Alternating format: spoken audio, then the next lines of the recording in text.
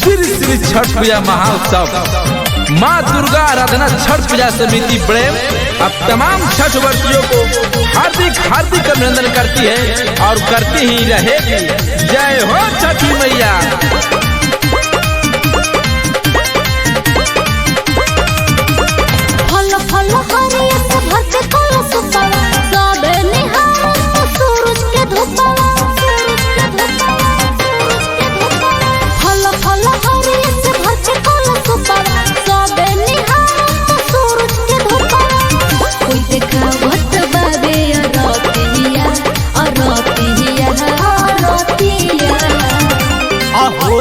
छठी माई के बरतिया निकला के बड़े मुके घटिया होता छठी माई के बरतिया निकला के बड़े मुके घटिया। हेलो हेलो, प्रेम घाट पर आए हुए तमाम छठ व्रतियों से मेरा नम्र निवेदन होगा, कृपया मंदिर के पास जाम ना लगाएं। जिनको दर्शन करना है वो बारी बारी जाके दर्शन करें। जय हो छठी मैया।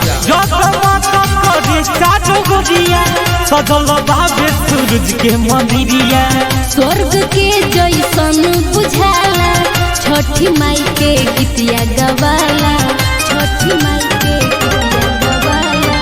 जगमग करे चारो गोदिया सजल बाटे सूरज के मंदिरिया स्वर्ग के जैसन बुझाला छठी माई के गीतिया गवाला। आज लागे सुहावन पूरा रतिया, हाँ रतिया अरे रतिया।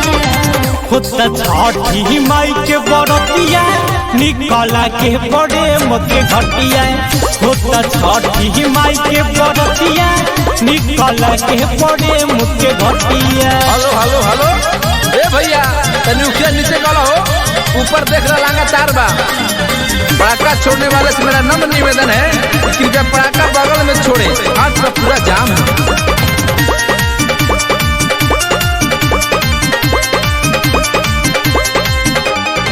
सेवा में लागल किलो के सारा कहीं जाके घाट बोड़ी लागेला प्यारा। छठी माई के पर्व सब करेला डीजे पर भोला के गाना बजेला, डीजे पर भोला के गाना बजेला। सेवा में लागल किलो के सारा कहीं जाके घाट बोड़ी लागेला प्यारा। छठी माई के पर्व सब करेला डीजे पर भोला के गाना बजेला।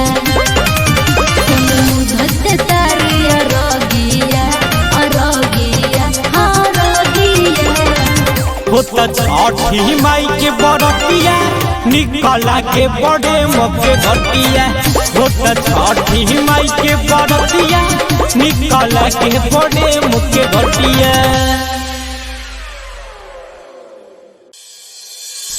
श्री श्री